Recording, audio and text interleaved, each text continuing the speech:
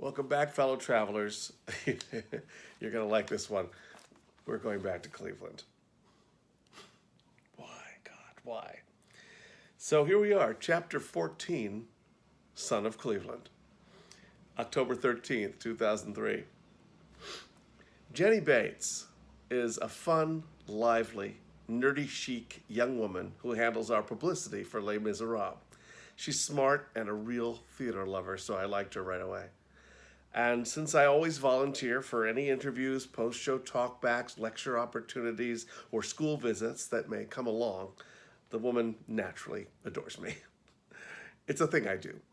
Whenever I start a new show, I go to the people who coordinate such things and I let them know that I'm available. I really enjoy that stuff, especially talking to students. Maybe I like the attention, or maybe I feel like I'm paying it forward. When I was a young guy, experienced actors were often very generous with their knowledge, so I feel like it's part of the tradition, and I find it fulfilling sharing what little I know.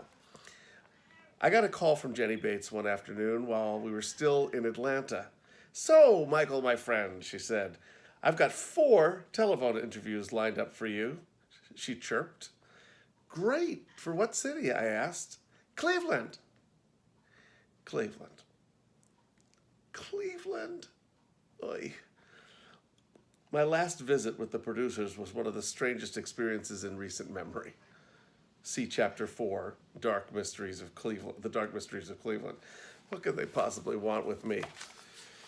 Jenny continued, "Oh, and also, the theater wants to know if you'll teach a master class to some local drama students."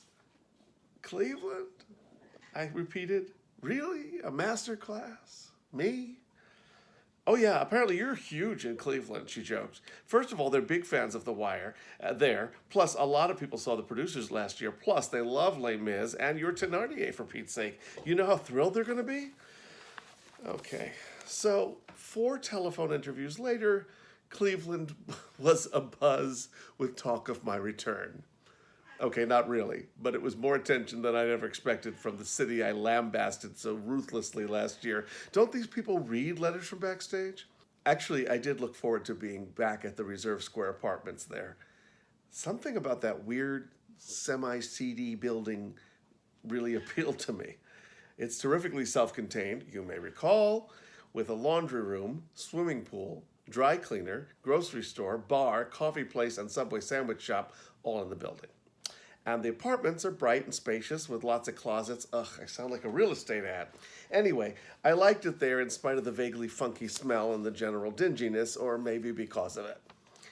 But Cleveland's Reserve Square and the Michael Kostroff fan club would have to wait. First, we were booked for 2 weeks in another Ohio town, Dayton. I'm often surprised by the extent to which smaller U.S. cities have been infiltrated by big city culture. Go to any moderately sized Midwestern town these days and you'll find an alternative newspaper, new age practitioners, lily white local boys in hip hop gear hanging out on street corners doing their best approximation of black gangbanger slang, and restaurants serving trendy multinational cuisine. Such was the case with downtown Dayton. I was all set to scoff at the castmate who requested balsamic vinegar at the Pizzeria Uno. I mean, it's Dayton, right? But the waiter didn't bat an eye. He said, "Of course, sir, regular or tarragon." Balsamic vinegar, along with things like raspberry iced tea, Thai chicken satay, cilantro walnut pesto, sun-dried tomato couscous, and portobello mushroom bruschetta, has become standard, as common in the culinary landscape as salsa. These things aren't even considered exotic anymore. Downtown areas are often bleak, but Dayton's was nearly a ghost town. Day or night, you rarely had to wait for the light to cross the street because there was hardly any traffic. It was a little sad. And yet, while most of the city closed early, there were big crowds at the show every night. And in the lobby of the huge modern theater, we discovered an eatery that stayed open after the show, serving pan-seared scallops and miso soba noodles, of course. Le Détente was on the cutting edge of Au Courant. Jenny had set up a behind-the-scenes tour for a huge group of high school and junior high school students who were all enrolled in the same theater training program. It was at the crack of 11 a.m., or some other shockingly early hour, but the stage manager, Peter, and I roused ourselves and went to the theater to meet them. There must have been 100 kids there, and taking all of them through our narrow backstage area was challenging, not unlike squeezing peanut butter through a straw. Nevertheless, it was fun, and they had great questions. But for me, the highlight of the school tour was meeting a fellow Thénardier. Recently, a special school edition of Les Miserables was created and approved for production, so schools all over the country are now doing the show. So in Dayton, this string bean comes up to me and introduces himself and tells me that he played Thénardier at his high school. I was so tickled. We shared a few laughs and compared notes. He turned out to be just one of several young Thénardiers I'd meet in my travels. What I love is that they're always the more interesting, unusual-looking guys. Tall and thin, short and round, with that special spark that funny guys have. We should form a club. During the Dayton run, I was excused for several shows so I could return to LA to film my third episode of King of Queens. They'd booked me before the tour started, and Les Mis agreed to release me. Fortunately, my role was in good hands.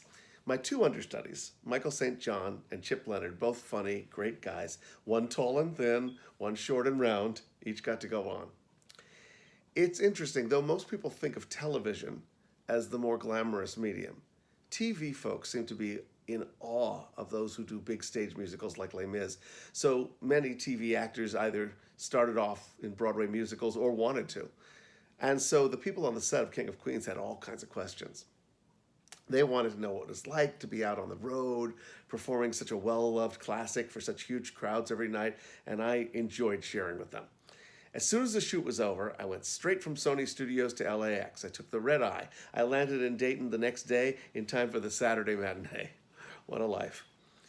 I could tell that Chip and Michael had done well as Thénardier. You can always tell. Here's how. When you return from missing a performance, if your understudy was bad, no one comes right out and tells you. That would be gossipy and ungracious. Instead, they clap you on the shoulder. They look meaningfully into your eyes, and they say, "Really missed you," in a way that lets you know that the show suffered while you were gone. Fortunately, that didn't happen. I got, "Hey, good to see you and welcome back," but no hidden meanings. Okay, so Cleveland. To refresh your memories, the last time I saw Cleveland, it was gray and bleak, and then suddenly cold. My coworkers and I descended into a mysterious funk. Several people got sick. It was ugly and stressful, and we couldn't wait to leave. Fade out, fade in. Title, approximately 1 year later. Cleveland is unseasonably warm for October. A perfect 70-ish, in fact. The sun is shining. The citizens are happy and smiling. And it stays like this for the whole week that we're there. I'm in a good place with the show. By now, getting off and on the rotating turntable stage seems so normal to me that I'm not sure I'll ever be able to perform on a stationary platform again. Meanwhile, I'm experiencing the ease that comes with playing a city I've played before. Familiarity breeds content, you might say. I know where everything is, the Kinko's, the Subways, the pharmacy, the card shop, the laundry room, and so on. In fact, I'm helping others to get acclimated. On a night off, I gathered a group from the show and introduced them to Fat Fish Blue, a Cajun restaurant right in the downtown area. Last time through, Greg Reuter, one of the swings on the producers tour, had introduced me to the place.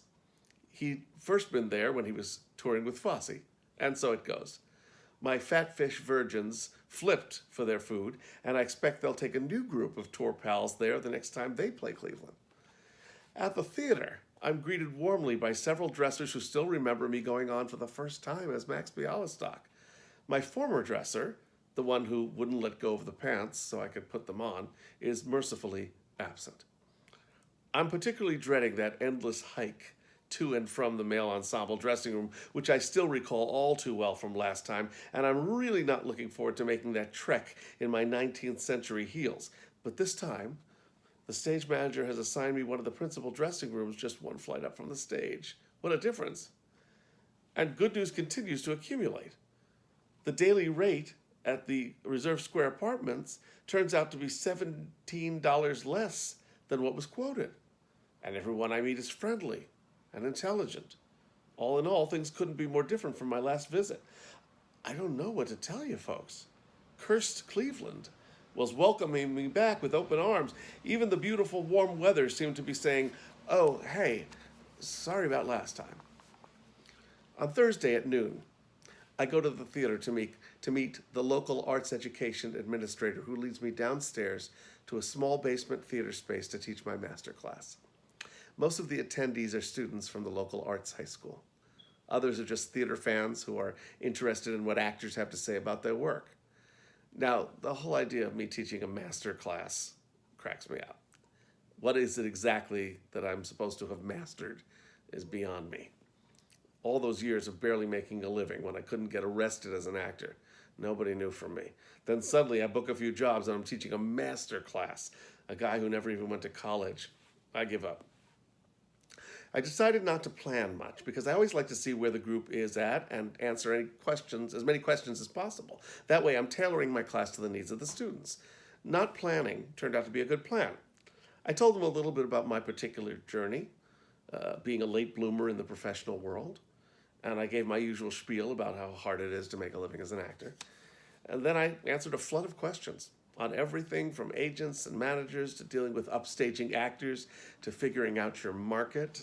Footnote, in acting, a market means the types of roles for which a particular actor is best suited. Knowing one's market is crucial. If Danny DeVito, for example, had insisted on pursuing only tall, sexy leading man roles, he probably wouldn't have had much of a career. Instead, he was smart enough to know the types of characters that suited him, and for that, we're forever grateful. So that's your market. They asked about unions, headshots, tour life, and so on. Several of them performed their prepared monologues, and I taught them a few of my favorite acting tricks. We went way over the allotted time, but it was too much fun to stop.